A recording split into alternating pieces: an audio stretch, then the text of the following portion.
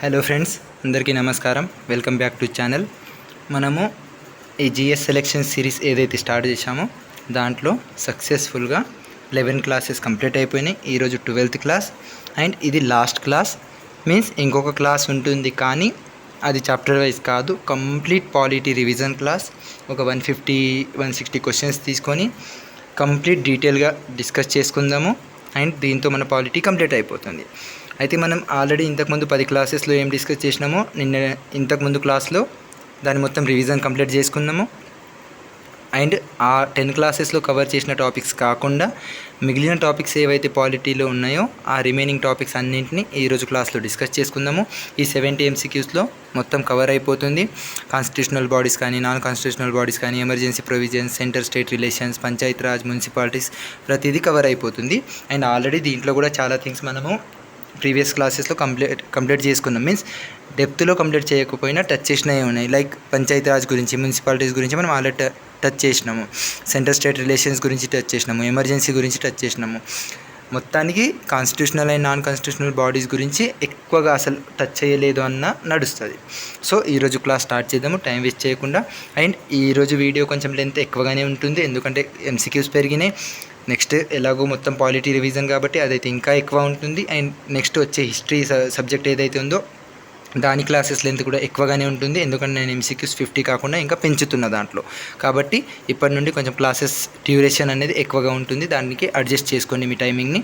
Time waste చేయకుండా ఈరోజు class start చేద్దాము. First question: which constitutional body conducts election in India? భారతదేశంలో ఎన్నికలను నిర్వహించే రాజ్యాంగ సంస్థ ఏది? దీనికి ఆన్సర్ వచ్చేసి option C, election commission of India. భారత ఎన్నికల సంఘం మనకు భారతదేశంలో ఎన్నికలను నిర్వహిస్తుంది. ఈ పాయింట్ గుర్తుపెట్టుకోండి. అండ్ నేను క్వశ్చన్ చదివేలోపు మీరు కూడా క్వశ్చన్ వినేసి ఆన్సర్ చేయడానికి ట్రై చేయండి. నేను ఎక్కువ గ్యాప్ ఇవ్వను, మీరు దాన్ని అడ్జస్ట్ చేసుకోండి. అయితే దీని గురించి చూసుకుంటే మనకు ఎలక్షన్ కమిషన్ గురించి ఆర్టికల్ 324లో ఉంటుంది.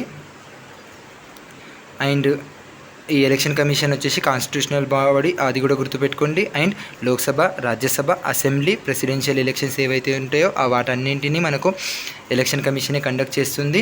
అండ్ దాంతోపాటు ఇంకొక పాయింట్, నేషనల్ ఓటర్స్ డే వచ్చేసి మనం 25th జనవరి రోజు జరుపుకుంటాం. ఈ పాయింట్ కూడా గుర్తుపెట్టుకోండి. ఈరోజు క్లాస్ లెంత్ పెరుగుతుంది, డ్యూరేషన్ ఎక్కువగా ఉంటుందని ఇది చెప్పడానికి రీజన్ ఏంటంటే ఈ ఎక్స్ప్లెనేషన్ స్లైడ్ ఏదైతే ఉందో దాంట్లో పాయింట్స్ ఎక్కువగా యాడ్ చేసినవి ఉన్నాయి. అండ్ ఇప్పటి నుండి ప్రతి క్లాస్లో ఈ ఫార్మేట్ ఫాలో అవుదాము, ఎందుకంటే కంటెంట్ ఎక్కువగా కవర్ అవుతుంది. సో ఎక్స్ప్లెనేషన్ స్లైడ్స్ ఏవైతే ఉన్నాయో డీటెయిల్గా చూసుకోండి ఒకసారి. నెక్స్ట్ క్వశ్చన్ వచ్చేసి which article provides for the election commission of India? భారత ఎన్నికల సంఘానికి సంబంధించిన ఆర్టికల్ ఏది అంటే ఇంతకుముందు ఎక్స్ప్లెనేషన్ అనేది చూసుకున్నాం, 324 ఆర్టికల్ అని. అయితే ఇక్కడ చూసుకుంటే 280 వచ్చేసి మనకు ఫైనాన్స్ కమిషన్ గురించి ఉంటుంది, 148 వచ్చేసి క్యాగ్ గురించి ఉంటుంది, అండ్ 315 UPSC గురించి ఉంటుంది. ఆ పాయింట్స్ కూడా గుర్తుపెట్టుకోండి. దీనికి answer 324 election commission of India.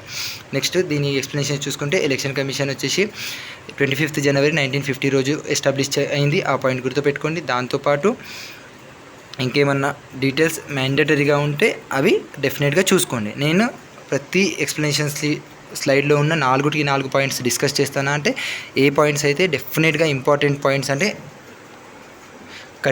కట్టే తెచ్చా అనే టైప్లో అంటాం కదా, ఆ టైప్లో ఉన్న వాటిని డెఫినెట్గా చెప్తా. మిగిలిన వాటిని మీరు ఆ గ్యాప్లో చూసేసుకోండి.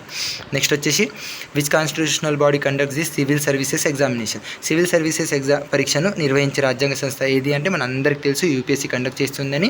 సో దాని గురించి మరీ అంత డిస్కస్ చేయాల్సిన అవసరం లేదు, కానీ ఎక్స్ప్లెనేషన్ స్లైడ్ మొత్తం చూసుకోండి. UPSC గురించి మనకు ఆర్టికల్ 315లో మెన్షన్ చేసింది ఉంది, ఇంతకుముందు ఫస్ట్ క్వశ్చన్లో డిస్కస్ చేసుకున్నాము. అది కాకుండా IAS, IPS, IFS ఇవన్నిటి ఎగ్జామ్స్ కూడా UPSCలోనే వస్తాయి, అది మన అందరికీ తెలుసు. UPSC ఎగ్జామ్ అంటే ఓన్లీ కలెక్టర్ కోసం కండక్ట్ చేసే ఎగ్జామ్ కాదు. IAS ఒకటి కాదు, దాంట్లో IPS, IFS చాలా సర్వీసెస్ ఉంటాయి. అండ్ దాంతోపాటు గవర్నమెంట్కి రిక్రూట్మెంట్ ఏవైతే చేస్తుందో గవర్నమెంట్, దాని గురించి అడ్వైస్ ఇవ్వడం కూడా UPSCనే చేస్తుంది. అండ్ దాంతోపాటు chairman and members are appointed by president. ఈ పాయింట్ చాలా ఇంపార్టెంట్, గుర్తుపెట్టుకోండి. UPSC చైర్మన్ అండ్ మెంబర్స్ ఎవరైతే ఉంటారో వాళ్ళ అపాయింట్మెంట్ వచ్చేసి ప్రెసిడెంట్ ద్వారా జరుగుతుంది. నెక్స్ట్ వచ్చేసి which article deals with UPSC గురించి 315 మనం ఆల్రెడీ డిస్కస్ చేసుకున్నాం. మిగిలిన 3 కూడా డిస్కస్ చేసుకున్న ఆర్టికల్సే కాబట్టి ఇక్కడ టైం వేస్ట్ చేయాల్సిన అవసరం లేదు.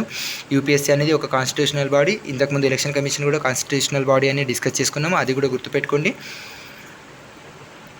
అండ్ ఈ 315 ఆర్టికల్ ఏదైతే ఉందో దాంట్లోనే మనకు స్టేట్ పబ్లిక్ సర్వీస్ కమిషన్స్ ఏవైతే ఉంటాయో, లైక్ ఇప్పుడు ఏపీపీఎస్సీ, టీఎస్పీఎస్సీ ఏవైతే ఉన్నాయో అవి కూడా ఈ ఆర్టికల్ 315లోని పార్ట్, అది కూడా గుర్తుపెట్టుకోండి.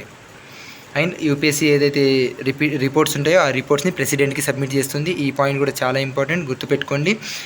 నెక్స్ట్ క్వశ్చన్ వచ్చేసి which constitutional body recommends the distribution of taxes between the state and centre?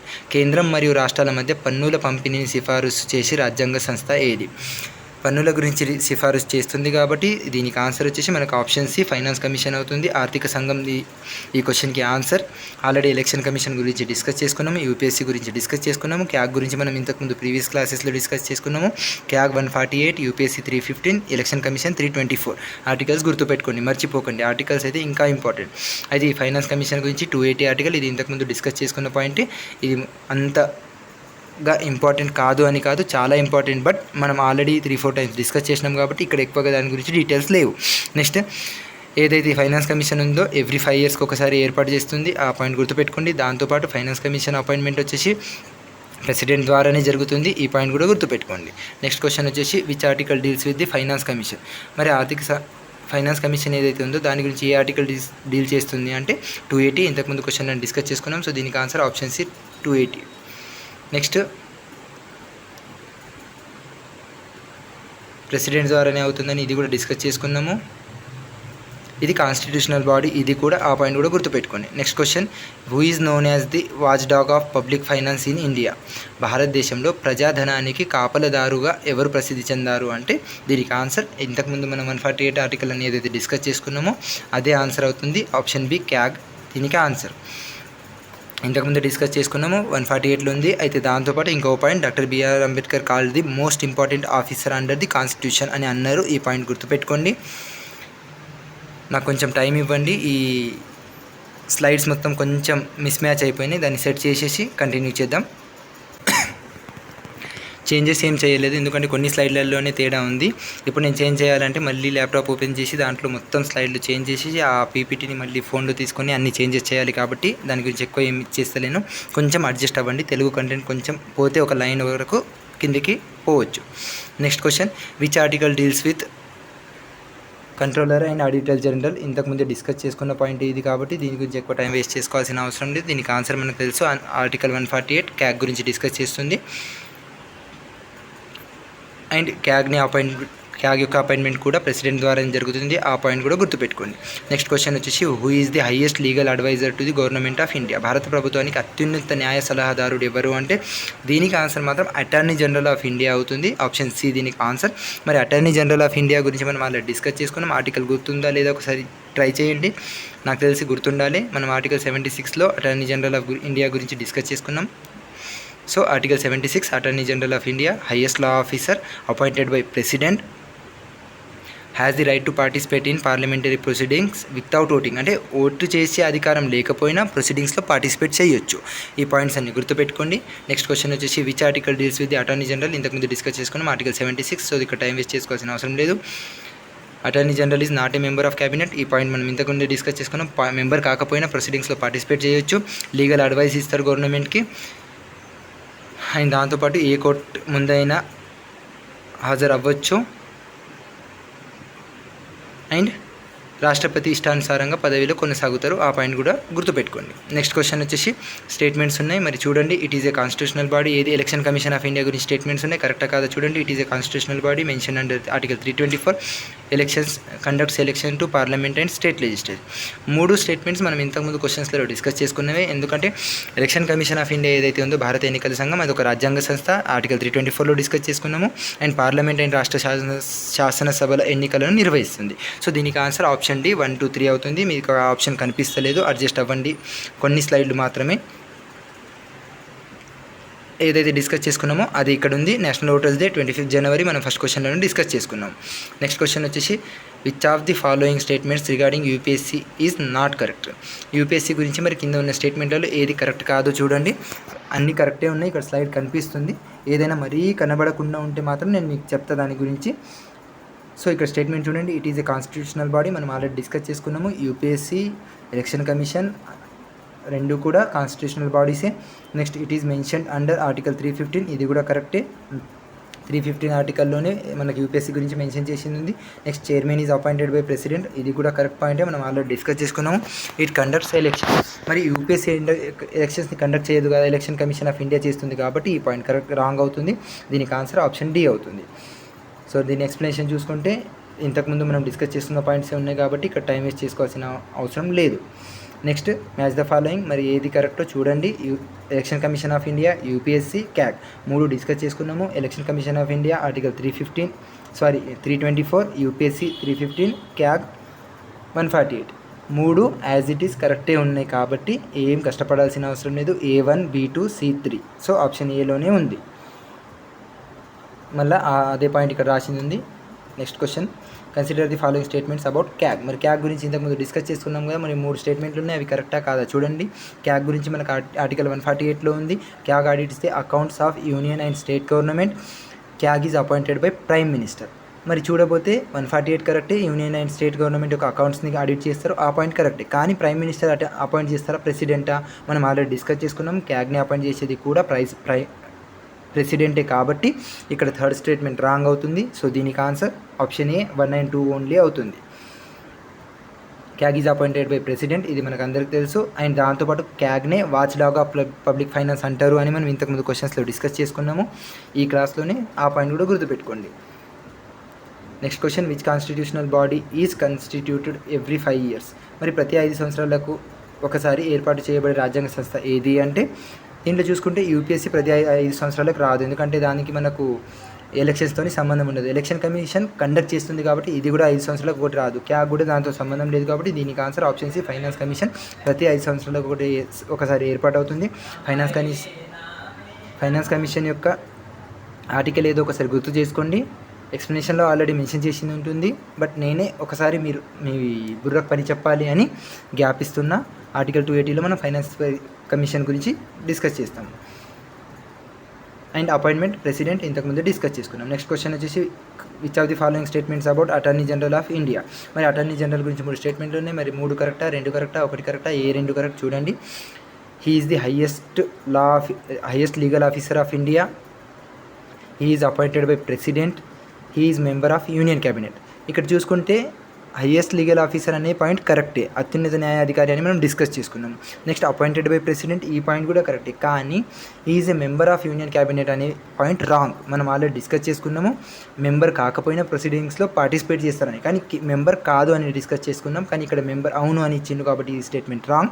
So దీనికి ఆన్సర్ స్టేట్మెంట్ 1 and 2 ఓన్లీ. దీనికి ఆన్సర్ ఆప్షన్ ఏ అవుతుంది. అటార్నీ జనరల్ గురించి ఆర్టికల్ 76 మనం ఆల్రెడీ డిస్కస్ చేసుకున్నాము. He has no voting right. Third point చూడండి, voting right లేదు. Next వచ్చేసి chief legal adviser to government. But second point చూడండి, he can participate in parliamentary proceedings. Voting right లేదు, member కాదు, కాకపోతే ప్రొసీడింగ్స్లో పార్టిసిపేట్ చేయొచ్చు. ఈ పాయింట్ చాలా ఇంపార్టెంట్, గుర్తుపెట్టుకోండి. Next question, which of the following body submit it's annual report to the president of India. మరి president of ఇండియాకి ఏ సంస్థ వాటి యొక్క రిపోర్ట్స్ని సబ్మిట్ చేస్తుంది? ఈ పాయింట్ కూడా మనం ఈ క్లాస్లో డిస్కస్ చేసుకున్నాం. యూపీఎస్సీ మొత్తం రిపోర్ట్స్ని ప్రెసిడెంట్కి సబ్మిట్ చేస్తుంది. నెక్స్ట్ క్వశ్చన్ వెళ్ళిపోతాం, ఎందుకంటే ఆర్టికల్ 315 డిస్కస్ చేసుకున్నాం, కాన్స్టిట్యూషనల్ బాడీ అని కూడా డిస్కస్ చేసుకున్నాం. అండ్ అపాయింట్మెంట్ కూడా ప్రెసిడెంట్ ద్వారా జరుగుతుంది, ఆ పాయింట్ కూడా డిస్కస్ చేసుకున్నాము. నెక్స్ట్ క్వశ్చన్ వచ్చేసి స్టేట్మెంట్స్ రిగార్డింగ్ ఫైనాన్స్ కమిషన్. అంటే మీకు ఆల్రెడీ డిస్కస్ చేసిన క్వశ్చన్స్ ఏవైతే ఉన్నాయో ఇక్కడ స్టేట్మెంట్ రూపంలో వస్తున్నాయి, ఒకసారి రివిజన్ అయిపోతుంది. మరి ప్రతిదీ యాజ్ ఇట్ ఈస్ వస్తున్నాయి అంటే యాజ్ ఇట్ ఈస్ లేవు, మీకు కూడా బుర్రకు పదును పెట్టాల్సి వస్తుంది. సో ఇక్కడ స్టేట్మెంట్స్ చూడండి, ఫైనాన్స్ కమిషన్ గురించి కరెక్టా కాదా చూడండి, ఎన్ని కరెక్టో చూడండి. It is a constitutional body, it constitute every 5 years. Next it mention under article 280. 3 స్టేట్మెంట్లు కరెక్టే. 280లోనే ఫైనాన్స్ కమిషన్ గురించి ఉంది, ప్రతి 5 సంవత్సరాలకు ఒకసారి ఏర్పాటు చేయబడుతుంది. నెక్స్ట్ వచ్చేసి ఇది ఒక కాన్స్టిట్యూషనల్ బాడీనే. సో దీనికి ఆన్సర్ ఆప్షన్ డి 1, 2, 3 3 స్టేట్మెంట్స్ కరెక్టే. Next question, which one of the following is not a constitutional body. మరి కింది వాటిలో ఏది కాన్స్టిట్యూషనల్ బాడీ కాదు? మీరు ఈ constitutional and non constitutional bodies ఏవైతే ఉన్నాయో దాన్ని అస్సలు లైట్ తీసుకోకండి. క్వశ్చన్స్ అనేవి ఇంతకుముందు క్వశ్చన్స్ అడిగిండు ప్రీవియస్ ఇయర్స్లో, నెక్స్ట్ కూడా అడిగే అవకాశాలు ఉన్నాయి. సో అస్సలు లైట్ తీసుకోకుండా చూడండి. UPSC, election commission, finance commission 3 discuss చేసుకున్నాము, అవి 3 కాన్స్టిట్యూషనల్ బాడీస్ అనే చెప్పుకున్నాం. కాబట్టి ఇక్కడ 4th ఆప్షన్ నీతి ఆయోగ్ ఏదైతే ఉందో అది కాన్స్టిట్యూషనల్ బాడీ కాదు, దీనికి ఆన్సర్ నీతి ఆయోగే అవుతుంది. అయితే నీతి ఆయోగ్ గురించి చూసుకుంటే అది 1st January 2015 ఎస్టాబ్లిష్ అయింది. అది ప్లానింగ్ కమిషన్ని రిప్లేస్ చేసింది, ఆ పాయింట్ కూడా గుర్తుపెట్టుకోండి. అండ్ నీతి ఆయోగ్ ఒక నాన్ కాన్స్టిట్యూషనల్ బాడీ. నెక్స్ట్ వచ్చేసి ప్రైమ్ మినిస్టర్ వచ్చేసి చైర్పర్సన్ అవుతారు నీతి ఆయోగ్కి. అండ్ మన హిస్టరీలో ఫస్ట్ టైం రీసెంట్గా కొన్ని డేస్ బ్యాకే నీతి ఆయోగ్ యొక్క మీటింగ్లో ఫస్ట్ టైం 28 స్టేట్స్ అందరు సీఎంస్ పార్టిసిపేట్ చేసిండ్రు. రీసెంట్ కరెంట్ అఫైర్స్ న్యూస్, అది కూడా గుర్తుపెట్టుకోండి. Next question, which constitutional body is responsible for auditing the accounts of union and state government? మరి స్టేట్ గవర్నమెంట్ ఏదైతే కేంద్ర ప్రభుత్వం మరియు రాష్ట్ర ప్రభుత్వం ఖాతాలు ఉన్నాయో వాటిని ఆడిట్ చేసే రాజ్యాంగ సంస్థ ఏది అంటే ఈ పాయింట్ ఆల్రెడీ ఎక్స్ప్లెనేషన్లో డిస్కస్ చేసుకున్న పాయింట్. దీనికి ఆన్సర్ ఆప్షన్ సి క్యాగ్ అవుతుంది. ఆర్టికల్ 148 ఆల్రెడీ డిస్కస్ చేసుకున్నాము. అండ్ దాంతోపాటు డాక్టర్ బిఆర్ అంబేద్కర్ దానిని most important officer under the constitution అన్నారు, ఆ పాయింట్ కూడా డిస్కస్ చేసుకున్నాం. అండ్ దాంతోపాటు క్యాగ్ యొక్క అపాయింట్మెంట్ వచ్చేసి ప్రెసిడెంట్ ద్వారా జరుగుతుందని కూడా డిస్కస్ చేసుకున్నాము. తెలుగు వాళ్ళు ఈ యొక్క కింద ఉన్న లాస్ట్ లైన్ కనబడతలేదు మీకు, అది ఒకటి అడ్జస్ట్ అవ్వండి కొన్ని క్వశ్చన్స్లలో మాత్రమే. నెక్స్ట్ క్వశ్చన్ వచ్చేసి, which constitutional body is responsible for preparing and revising electoral roles? ఇది కూడా మనం ఆల్రెడీ డిస్కస్ చేసుకున్నాము. జస్ట్ క్వశ్చన్ ఆస్కింగ్ వే మారింది. ఓటర్ జాబితాలను తయారు చేసి సవరించే రాజ్యాంగ సంస్థ ఏది అంటే election commission of India, article 324 already discuss చేసుకున్నాము. నెక్స్ట్ క్వశ్చన్ వచ్చేసి, కన్సిడర్ ది ఫాలోయింగ్ స్టేట్మెంట్స్. మరి 3 స్టేట్మెంట్లు ఉన్నాయి, కరెక్టా కాదా చూడండి. UPSC is a constitutional body, election commission is a constitutional body, Niti Aayog is a constitutional body. మనం ఆల్రెడీ డిస్కస్ చేసుకున్నాం. యూపీఎస్సీ, ఎలక్షన్ కమిషన్ ఇవి కాన్స్టిట్యూషనల్ బాడీసే, కానీ UPSC and election commission constitutional బాడీసే, కానీ నీతి ఆయోగ్ అనేది ఒక నాన్ కాన్స్టిట్యూషనల్ బాడీ కాబట్టి ఇక్కడ థర్డ్ స్టేట్మెంట్ రాంగ్ అవుతుంది. దీనికి answer option B 1 and 2 only. And NITI Aayog యొక్క చైర్పర్సన్ ప్రైమ్ మినిస్టర్, ఈ పాయింట్ మనకు అందరికీ తెలుసు. అండ్ నీతి ఆయోగ్ వచ్చేసి ప్లానింగ్ కమిషన్ని 2015లో రిప్లేస్ చేసింది, ఇది నాన్ కాన్స్టిట్యూషనల్ బాడీ. నెక్స్ట్ వచ్చేసి మ్యాచ్ ద ఫాలోయింగ్ ఉంది, మరి 3 కరెక్ట్, ఏదానికి ఏదో చూడండి. Attorney general, finance commission, CAG, 3 articles చూడండి. క్యాగ్ చూసుకుంటే 148 థర్డ్ కరెక్టే ఉంది, ఫైనాన్స్ కమిషన్ వచ్చేసి 280, అటార్నీ జనరల్ 76. ఇక్కడ కూడా సేమ్, ఏకి 1, బీకి 2, సికి 3. So option A1, B2, C3 3 కరెక్టే ఉన్నాయి.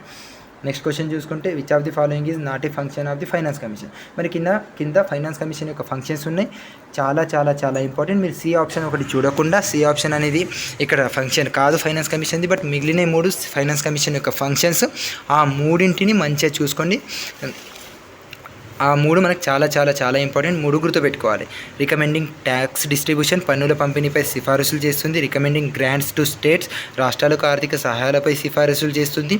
Advising on central state financial relation, కేంద్ర మరియు రాష్ట్ర ఆర్థిక సంబంధాలపై సూచనలు ఇస్తుంది.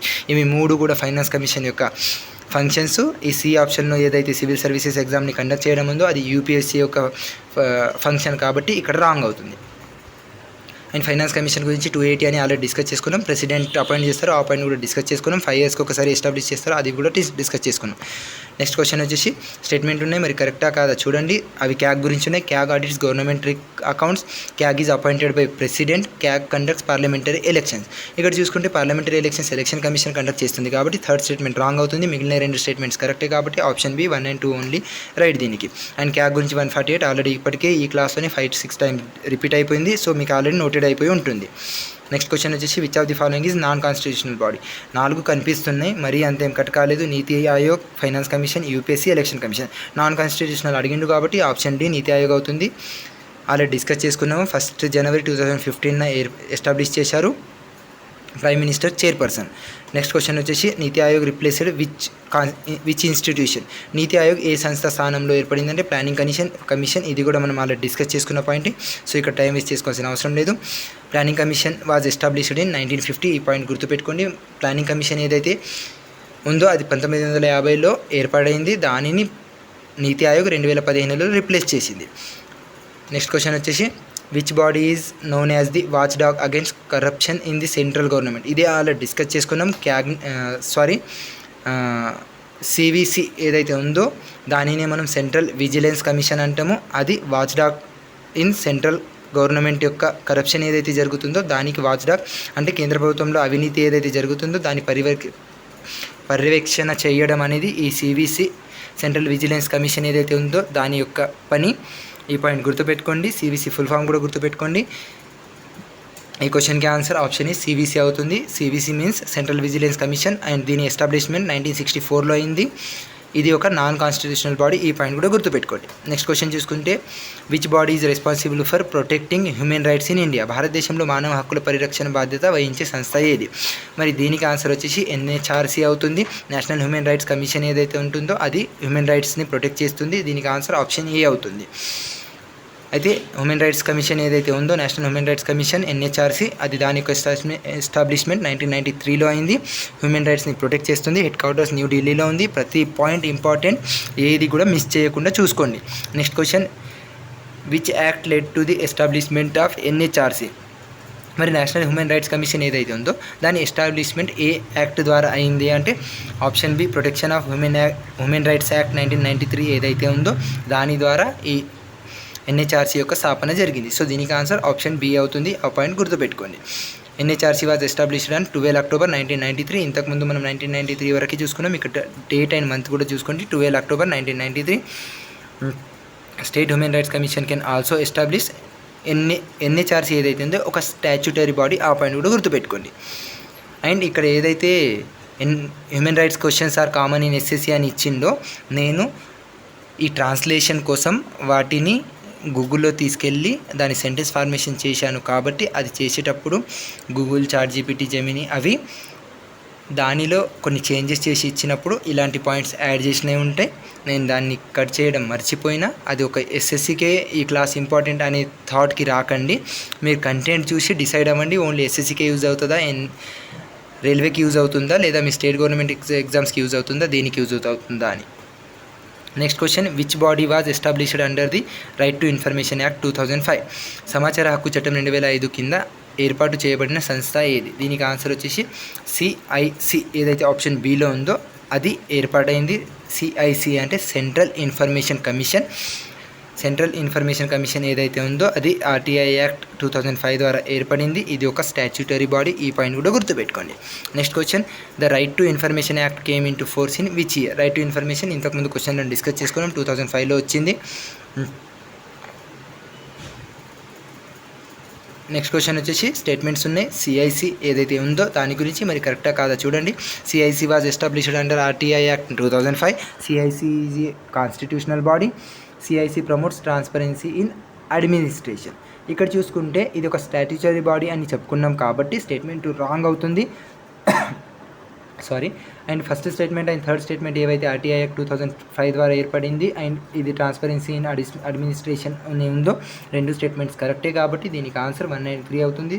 ఆప్షన్ సిలో ఉంది. 193 statements are correct.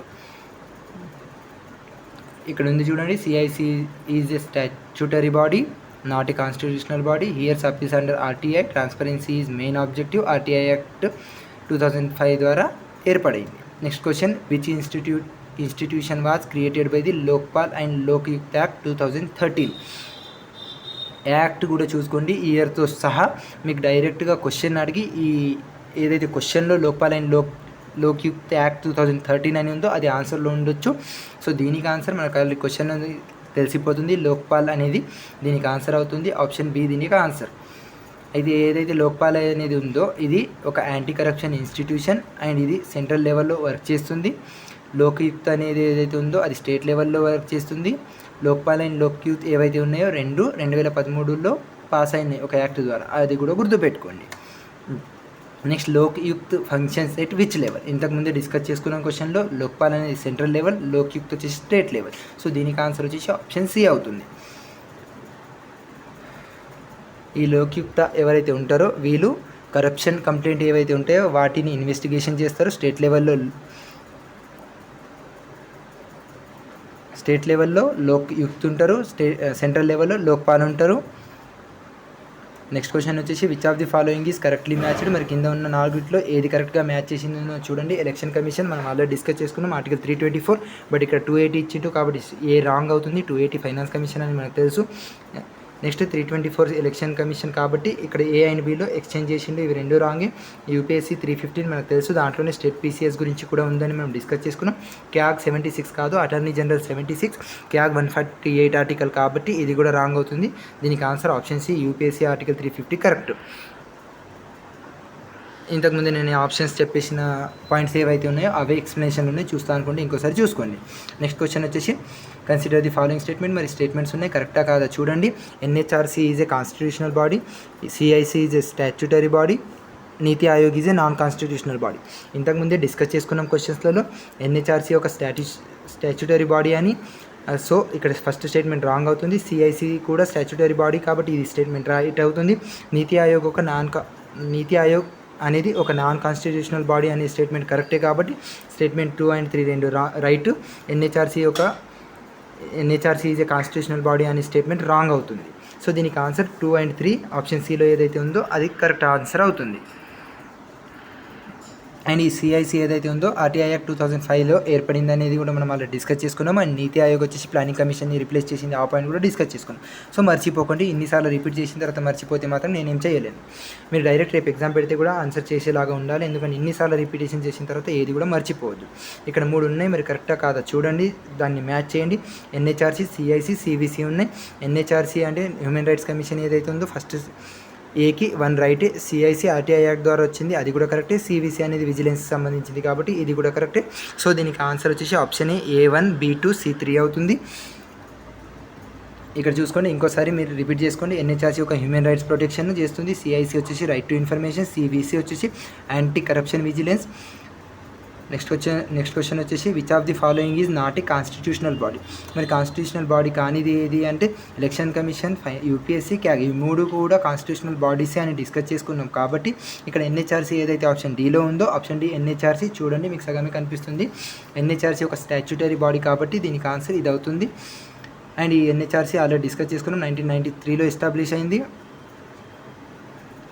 Next question వచ్చేసి స్టేట్మెంట్స్ ఉన్నాయి, మరి కరెక్టా కాదా చూడండి. లోక్పాల్కి సంబంధించిన స్టేట్మెంట్స్ ఉన్నాయి. మరి Lokpal works at the central level, it is A anti corruption body, it is a constitutional body. ఇది ఒక యాంటీ కరప్షన్ బాడీ అనే పాయింట్ కరెక్టే. అండ్ ఇది సెంట్రల్ లెవెల్లో వర్క్ చేస్తారు, అది కూడా కరెక్టే. కానీ ఇది ఒక కాన్స్టిట్యూషనల్ బాడీ అని ఇచ్చిన స్టేట్మెంట్ రాంగ్, ఎందుకంటే మనకు లోక్పాల్ అనేది ఒక స్టాట్యూటరీ బాడీ అనే విషయం తెలుసు. సో ఇక్కడ థర్డ్ స్టేట్మెంట్ రాంగ్ అవుతుంది. దీనికి ఆన్సర్ 1 and 2 రెండు స్టేట్మెంట్లు మాత్రమే correct. So option B correct answer.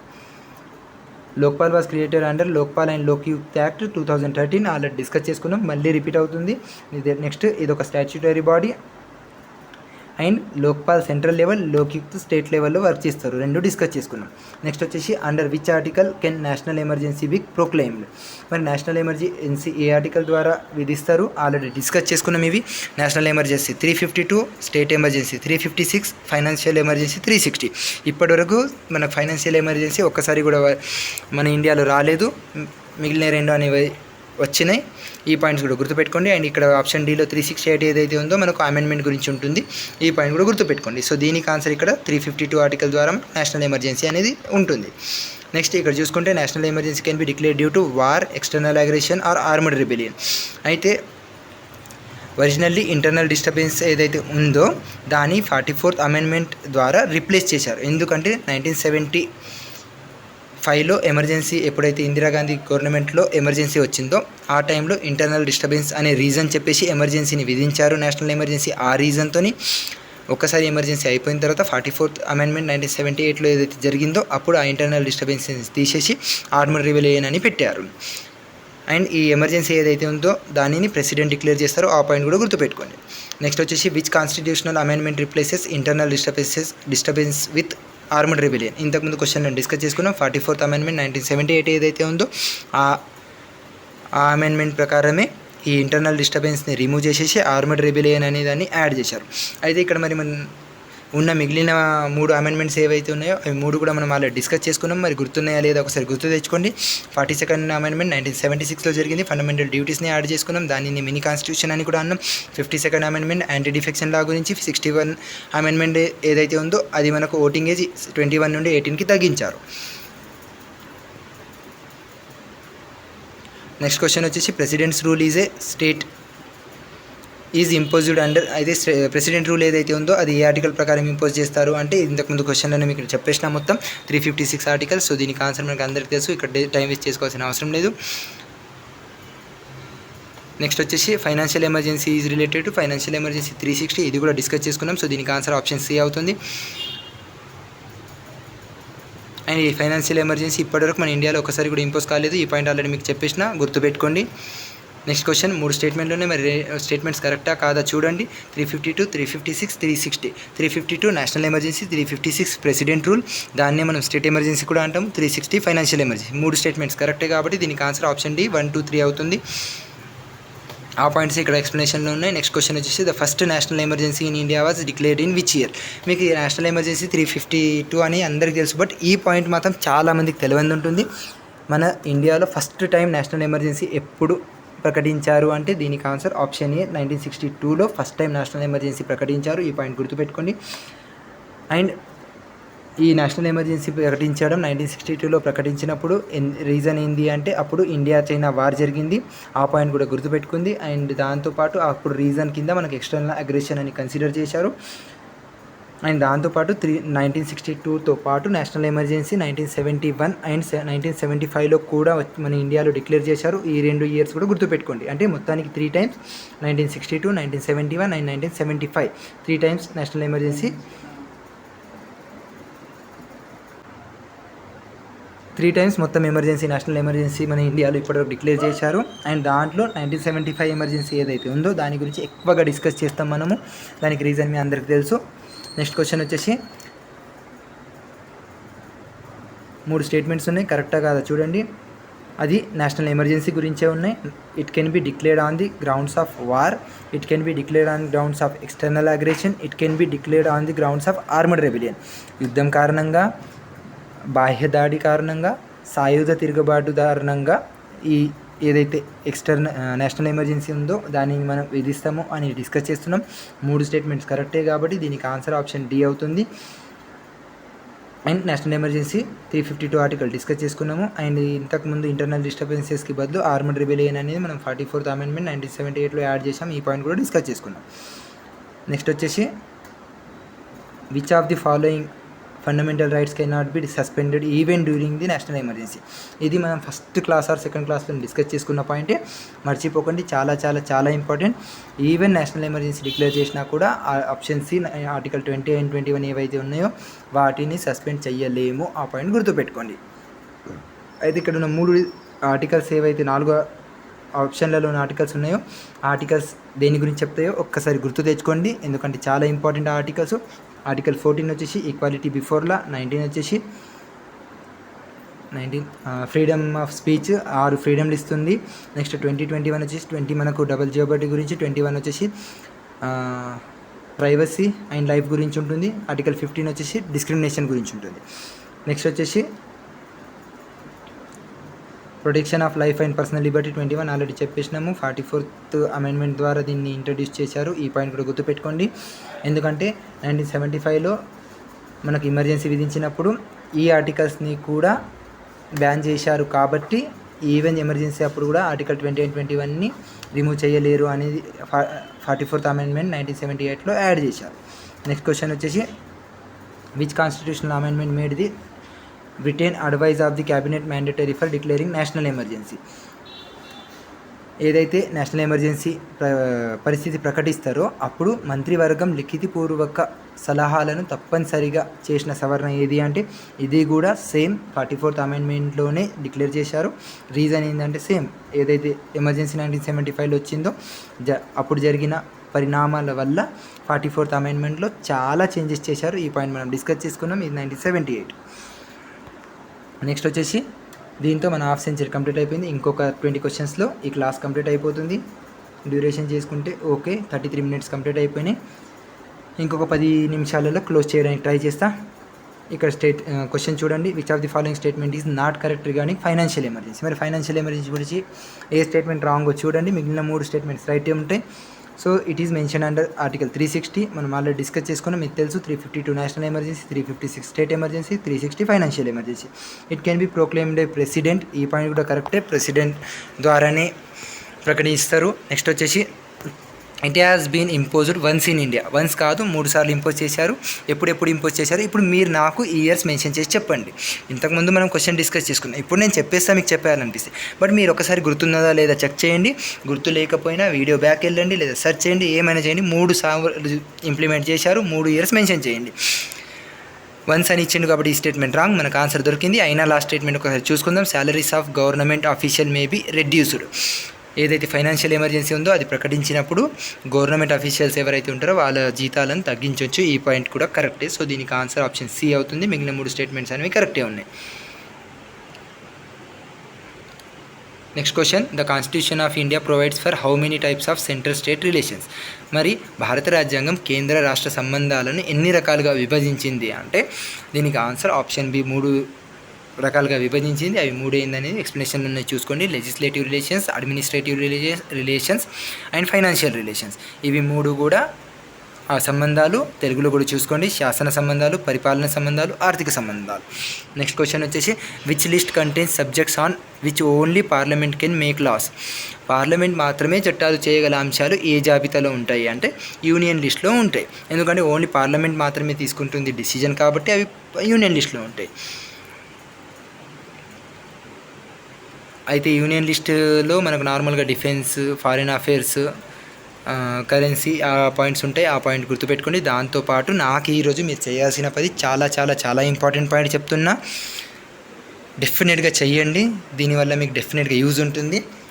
Union list, state list, concurrent list ఉన్నాయి కదా, 3 లిస్టులలో ఏమేమి సబ్జెక్ట్స్ ఉన్నాయో కామెంట్ చేయండి. దాని మీనింగ్ ఎన్ని ఉన్నాయో మొత్తం కామెంట్ చేయమని కాదు, మీరు మొత్తం కామెంట్ చేయలేరు, ఎవ్వరు కూడా చేయలేరు. అది ఈవెన్ సెర్చ్ చేసి కాపీ పేస్ట్ చేయమన్నా మొత్తం కామెంట్ సెక్షన్ కంప్లీట్గా నిండిపోతుంది. ఎందుకంటే అన్ని సబ్జెక్ట్స్ ఉన్నాయి. చేయాల్సిన పని ఏంటంటే యూనియన్ లిస్ట్లో మేజర్గా ఇంపార్టెంట్ ఏవి ఉన్నాయో అవి, same concurrent list, same state list, 3 కూడా నాకు కామెంట్ చేసి చెప్పండి. నేను ఏవేవి అయితే అడుగుతున్నానో ప్రతిదీ కామెంట్ చేయండి. ఇంతకుముందు ఎమర్జెన్సీస్ గురించి అడిగిన, అంతకుముందు ఇంకేదో క్వశ్చన్ అడిగిన, ఎన్ని క్వశ్చన్స్ అడుగుతున్నానో అడిగినప్పుడు కామెంట్ చేయండి. లేదంటే అన్నీ రాసిపెట్టి ఒకటేసారి కామెంట్ చేయండి. బట్ డెఫినెట్గా కామెంట్ చేసి చెప్పండి. నెక్స్ట్ క్వశ్చన్ వచ్చేసి in case of conflict between union and state laws on a concurrent list subject whose law prevails. మరి ఉమ్మడి జాబితాలో ఉన్న అంశంపై కేంద్రం మరియు రాష్ట్ర చట్టాల మధ్య విభేదం ఉంటే ఏ చట్టం అమల్లోకి వస్తుంది అంటే మనకు అందరికీ తెలిసింది యూనియన్ లానే అమల్లోకి వస్తుంది. సో దీని గురించి ఎక్కువగా డిస్కస్ చేయాల్సిన అవసరం లేదు, మనం ఆల్రెడీ డిస్కస్ చేసుకున్న పాయింట్. నెక్స్ట్ క్వశ్చన్కి వెళ్ళిపోదాం. Which list contains subjects of local or state importance. మన క్వశ్చన్లోనే ఆన్సర్ దొరికిపోతుంది. స్థానిక లేదా రాష్ట్ర ప్రాముఖ్యత గల అంశాలు ఏ జాబితాలో ఉంటాయంటే రాష్ట్రానికి సంబంధించినవి, మనకు ఏదైతే రీజియన్లో ఉన్నాయో దానికి సంబంధించిన అంశాల గురించి ఉన్నది కాబట్టి అవి మన రాష్ట్ర జాబితాలో ఉంటాయి. దీనికి answer option B state list అవుతుంది. నార్మల్గా చూడబోతే police is a state list, but అలా అనుకొని ఢిల్లీలో ఉన్న పోలీస్ కూడా స్టేట్ లిస్ట్ అనుకోకండి, అది సెంట్రల్ లిస్ట్లో ఉంటుంది, అక్కడ ఎక్సెప్షన్ ఉంటుంది. నెక్స్ట్ పబ్లిక్ ఆర్డర్ అనేది ఒక స్టేట్ లిస్ట్ సబ్జెక్టే, అగ్రికల్చర్ కూడా స్టేట్ లిస్ట్ సబ్జెక్టే. స్టేట్ లెజిస్లేచర్ అనేది ఈ లాస్ మీద ఇవి ఏవైతే మ్యాటర్స్ ఉంటాయో దాని మీద లాస్ ఏమంటారు ఆ లా మేకింగ్ అనేది పని చేస్తారు. ఆ పాయింట్ కూడా గుర్తుపెట్టుకోండి. Next consider the following statements. మరి కింద ఉన్న వాటిలో ఏది కరెక్ట్ ఏది రాంగ్ చూడండి. Defence is as union list, police is in state list, education is in concurrent list. చూడబోతే డిఫెన్స్ అనేది యూనియన్ లిస్ట్లోనే ఉంటుంది. అది ఎందుకంటే మన కంట్రీకి సంబంధించిన విషయం. పోలీస్ స్టేట్ లిస్ట్లో ఉంటుందని ఇంతకుముందు క్వశ్చన్లో డిస్కస్ చేసుకున్నాం. ఎడ్యుకేషన్ అనేది కాంకరెంట్ లిస్ట్లో ఉంటుంది. ఆ పాయింట్ కూడా కరెక్టే. సో దీనికి ఆన్సర్ ఆప్షన్ డి 1, 2, 3 3 స్టేట్మెంట్స్ కరెక్టే. అయితే దాంట్లో ఒక పాయింట్ ఏదైతే ఎడ్యుకేషన్ అనేది కాంకరెంట్ లిస్ట్లో ఉందో అది ఇంతకుముందు కాంకరెంట్ లిస్ట్లో లేదు. 42nd అమెండ్మెంట్ 1976 ఏదైతే జరిగిందో అప్పుడు ఆ ఎడ్యుకేషన్ని కాంకరెంట్ లిస్ట్లోకి యాడ్ చేశారు. ఆ పాయింట్ కూడా గుర్తుపెట్టుకోండి. Next question, which constitutional body is established to discuss centre state relation and cooperation. అయితే కేంద్ర రాష్ట్ర సంబంధాలు మరియు సహకారం కోసం ఏర్పాటు చేయబడిన రాజ్యాంగ సంస్థ ఏది అంటే ఇంటర్ స్టేట్ కౌన్సిల్, అంతర్రాష్ట్ర మండలి ఏదైతే ఉందో దాన్ని ఎస్టాబ్లిష్ చేశారు. ఈ పాయింట్ గుర్తుపెట్టుకోండి. దాంతోపాటు ఈ ఇంటర్ స్టేట్ కౌన్సిల్ ఏదైతే ఉందో ఇది ఆర్టికల్ 263లో మెన్షన్ చేసింది ఉంది. ఆ పాయింట్ కూడా గుర్తుపెట్టుకోండి, మర్చిపోకండి. ఆర్టికల్స్ చాలా ఇంపార్టెంట్. దాంతోపాటు థియరిటికల్ క్వశ్చన్స్ ఏవైతే ఉన్నాయో అవి కూడా గుర్తుపెట్టుకోండి. మీకు మొత్తం టాపిక్ గుర్తుండాలి. పాలిటీ స్కోరింగ్ సబ్జెక్ట్ అస్సలు మర్చిపోకండి.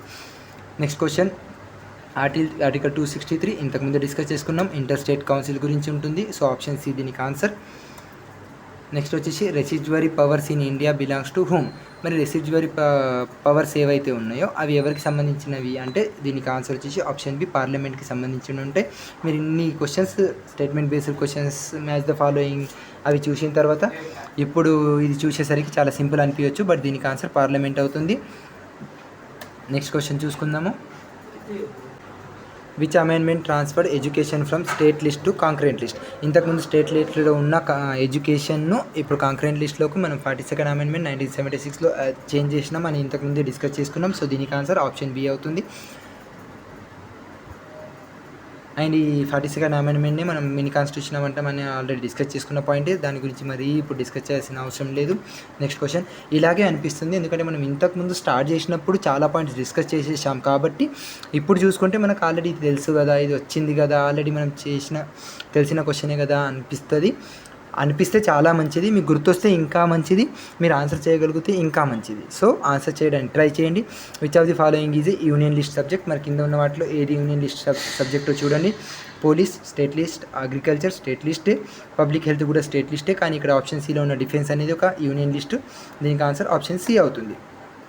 Next question which constitutional amendment introduced Panchayat Raj institution. మరి పంచాయత్ రాజ్ ఇన్స్టిట్యూషన్ని ఏ అమెండ్మెంట్ యాడ్ చేసింది ఇది కూడా మనం డిస్కస్ చేసుకున్నాము. బట్ ఇక్కడ పంచాయతీ అండ్ మున్సిపాలిటీస్ గురించి స్పెషల్గా చదువుతున్నాం కాబట్టి రిపీట్ అయింది. 73rd అమెండ్మెంట్లో ఈ పంచాయత్ రాజ్ని అమెండ్ చేశాము, ఈ పాయింట్ కూడా గుర్తుపెట్టుకోండి. దీనికి ఆన్సర్ ఆప్షన్ సి అవుతుంది. అయితే ఈ 73rd అమెండ్మెంట్ ఏదైతే ఉందో 1993లో జరిగింది, ఆ పాయింట్ కూడా గుర్తుపెట్టుకోండి. అండ్ దాంతోపాటు ఈ పంచాయత్ రాజ్ని మనము 9th పార్ట్లో యాడ్ చేసాము, అది కూడా గుర్తుపెట్టుకోండి. Next question which constitutional amendment introduced municipalities discuss చేసుకున్నాము. 74th అమెండ్మెంట్ ఇది కూడా 1993లో జరిగింది. దీన్ని పార్ట్ 9A యాడ్ చేసాం, ఆ పాయింట్ కూడా గుర్తుపెట్టుకోండి. నెక్స్ట్ వచ్చేసి గ్రామ సభ కన్సిస్ట్ ఆఫ్. మరి గ్రామ సభలో ఎవరు ఉంటారు అనేది ఇక్కడ క్వశ్చన్ అడిగిండు. ఇక్కడ ఉన్న 4 ఆప్షన్స్ చూడండి, ఏది కరెక్టో చూడండి. ఓన్లీ సర్పంచే ఉంటారా, మరి ఓన్లీ పంచాయత్ మెంబర్సే ఉంటారా, లేదా గవర్నమెంట్ అఫీషియల్స్ ఉంటారా, లేదా all register voters of village ఉంటారా అంటే గ్రామ సభలో గ్రామంలో నమోదైన ఓటర్లు అందరూ ఉంటారు. దీనికి ఆన్సర్ ఆప్షన్ సి అవుతుంది. అండ్ ఈ గ్రామ సభ అనే పంచాయత్ రాజ్ యొక్క ఫౌండేషన్, అది కూడా గుర్తుపెట్టుకోండి. నెక్స్ట్ క్వశ్చన్ వచ్చేసి Panchayat Raj is mainly related to. మరి పంచాయత్ రాజ్ దేనికి సంబంధించింది అంటే రూరల్ లోకల్ గవర్నమెంట్ ఏదైతే ఉంటుందో దానికి సంబంధించింది. ఆప్షన్ బి దీనికి ఆన్సర్ అవుతుంది. చాలా సింపుల్ క్వశ్చన్స్ అనిపించచ్చు, కానీ చాలా చాలా చాలా ఇంపార్టెంట్ క్వశ్చన్స్. మీకు ఇలాంటి థియారిటికల్ క్వశ్చన్స్ ఈ మధ్య చాలా అడుగుతున్నారు కాబట్టి డెఫినెట్గా గుర్తుపెట్టుకోండి. అండ్ ఈ రూరల్ గవర్నమెంట్ ఏదైతే ఉందో పంచాయత్ రాజ్ గురించి మాట్లాడుతున్నామో ఇది వచ్చేసి బల్వంత్ రాయ్ మెహతా కమిటీ యొక్క రికమెండేషన్ ద్వారా యాడ్ చేశారు. ఈ పాయింట్ చాలా చాలా చాలా ఇంపార్టెంట్. బల్వంత్ రాయ్ మెహతా కమిటీని గుర్తుపెట్టుకోండి. దాంతోపాటు ఇది ఒక 3 టైర్ స్ట్రక్చర్ ఫాలో అవుతుంది, ఇది కూడా గుర్తుపెట్టుకోండి. Next question who is known as the father of Panchayat Raj in India. భారతదేశంలో పంచాయతీ రాజ్ పితామహుడు అని ఎవరిని అంటారు అంటే ఇంతకుముందు ఏదైతే మనం అడ్వైజ్ చేసిన కమిటీ పేరు చెప్పుకున్నామో అదే దీనికి ఆన్సర్ అవుతుంది. బల్వంత్ రాయ్ మెహతా కమిటీ యొక్క అడ్వైజ్ మేరకే ఇది వచ్చింది. దీనికి ఆన్సర్ బల్వంత్ రాయ్ మెహతా కమిటీనే ఆన్సర్. పాస్ క్వశ్చన్ అయితే ఈ కమిటీ అనేది 1957లో రిపోర్ట్ని సబ్మిట్ చేసింది, ఆ పాయింట్ కూడా గుర్తుపెట్టుకోండి. ఇంతకుముందు క్వశ్చన్లో 3 టైర్ సబ్జెక్ట్ అనేది డిస్కస్ చేసుకున్నాము. నెక్స్ట్ క్వశ్చన్ వచ్చేసి which is 3 tier panchayat raj structure. మరి 3 టైర్ అన్నాం కదా, అది ఏంది అని చూసుకుంటే దీనికి ఆన్సర్ ఆప్షన్ బిలో ఏదైతే గ్రామ పంచాయత్ సమితి అండ్ జిల్లా పరిషత్ అని ఉందో ఇదే ఆన్సర్ అవుతుంది. ఈ 3 టైర్ గుర్తుపెట్టుకోండి, ఇది PYQ క్వశ్చన్. నెక్స్ట్ వచ్చేసి విలేజ్ లెవెల్లో గ్రామ పంచాయత్ వర్క్ చేస్తుంది, బ్లాక్ లెవెల్లో పంచాయత్ సమితి వర్క్ చేస్తుంది, డిస్ట్రిక్ట్ లెవెల్లో జిల్లా పరిషత్ వర్క్ చేస్తుంది, ఇది కూడా గుర్తుపెట్టుకోండి. Next question which article deals with గ్రామ సభ. మరి గ్రామ సభ గురించి ఏ ఆర్టికల్లో ఉంది అంటే ఆర్టికల్ 243A గ్రామ సభ గురించి ఉంది, ఇది గుర్తుపెట్టుకోండి. అండ్ మనం ఇది ఆల్రెడీ డిస్కస్ చేసుకున్నాము, సో మీకు గుర్తున్నది అనుకుంటున్నా. అండ్ మీకు ఇవి అన్ని కామెంట్ చేయమని చెప్పిన ఐ థింక్ 3rd క్లాస్లో కామెంట్ చేశారు, లేదా 4th క్లాస్లో పార్ట్ 9లో మన పంచాయతీ గురించి ఉంది. ఆర్టికల్ 243 to 243O వరకు డిస్కస్ చేస్తాం పంచాయత్లో. నెక్స్ట్ క్వశ్చన్ వచ్చేసి which constitutional amendment is related to urban local bodies. మరి పట్టణ స్థానిక సంస్థలకు సంబంధించిన రాజ్యాంగ సవరణ ఏది అంటే దీనికి ఆన్సర్ వచ్చేసి మున్సిపాలిటీస్ అని మనం ఏదైతే అంటామో అదే అవుతుంది. మరి మున్సిపాలిటీస్ గురించి ఆల్రెడీ డిస్కస్ చేసుకున్నాం. 74th కాన్స్టిట్యూషనల్ అమెండ్మెంట్ ఏదైతే 1993లో జరిగిందో దాంట్లోనే మనం అర్బన్ లోకల్ బాడీస్ గురించి డిస్కస్ చేస్తాము. నెక్స్ట్ క్వశ్చన్ వచ్చేసి నగర పంచాయతీ ఎస్టాబ్లిష్డ్ ఫర్. మరి నగర పంచాయతీ ఎక్కడ ఏర్పాటు చేశారు అనేది ఇక్కడ క్వశ్చన్ అడిగిండు. మరి దీనికి ఆన్సర్ ఏందో చూడండి. మరి లార్జ్ మెట్రోపాలిటన్ సిటీసా, రూరల్ ఏరియాసా, లేదా transitional area moving from rural to అర్బనా, లేదా డిస్ట్రిక్ట్ హెడ్ క్వార్టర్సా అనేది చూసుకుంటే దీనికి ఆన్సర్ ఆప్షన్ సి. గ్రామీణం నుండి పట్టణంగా మారుతున్న ప్రాంతాలు ఏవైతే ఉంటాయో అక్కడ మనకు ఈ నగర పంచాయతీ అనేవి వర్క్ చేస్తాయి. ఇది 74th అమెండ్మెంట్ ఏదైతే మున్సిపాలిటీస్ అన్నామో ఇది కూడా దానికి రిలేటెడే. చూడండి మనం అర్బన్ లోకల్ బాడీస్, నగర పంచాయత్ అండ్ మున్సిపాలిటీస్ ప్రతిదీ 74th అమెండ్మెంటే, అవి అన్నీ సినోనియమ్స్ అనుకున్నా నడుస్తుంది. Last and final question. మరి ఇక్కడ స్టేట్మెంట్స్ ఉన్నాయి, ఏది కరెక్ట్ ఏది రాంగ్ చూడండి. 74th amendment deals with panchayat, 74th amendment deals with municipalities. మరి both came into force on 1993. మరి స్టేట్మెంట్స్ కరెక్టా కాదా, దీనికి ఆన్సర్ మీరు కామెంట్ చేసి చెప్పండి. ఈ క్లాస్లో ఎన్ని క్వశ్చన్స్ అడిగినో ప్రతిదీ కామెంట్ చేసి చెప్పండి. ఈ లాస్ట్ క్వశ్చన్కి ఆన్సర్ కూడా చెప్పండి. దాంతోపాటు ఒక క్వశ్చన్ ఎక్స్ట్రా అడుగుతున్నా. మరి ఏదైతే 73rd 74th అమెండ్మెంట్స్ ఉన్నాయో పంచాయత్ అండ్ మున్సిపాలిటీస్, దాంట్లో ఎన్ని సబ్జెక్ట్స్ ఉన్నాయో కామెంట్ చేయండి. ఇంకొకసారి మున్సిపాలిటీస్కి రిలేటెడ్ అండ్ పంచాయతీస్కి రిలేటెడ్ ఆర్టికల్స్ ఏ ఉంటాయో మెన్షన్ చేసి చెప్పేయండి. ఒకసారి రివిజన్ అవుతుంది. దీంతో మన పాలిటీ చాప్టర్ వైజ్ క్లాసెస్ మొత్తం కంప్లీట్ అయిపోయినాయి. నెక్స్ట్ క్లాస్ వచ్చేసి కంప్లీట్ పాలిటీ మ్యారథాన్ వస్తుంది. దాంట్లో మొత్తం పాలిటీ రికార్డ్ అవుతుంది. Thank you for watching. All the best. ఈ క్వశ్చన్కి ఆన్సర్ డెఫినెట్గా కామెంట్ చేసి చెప్పండి.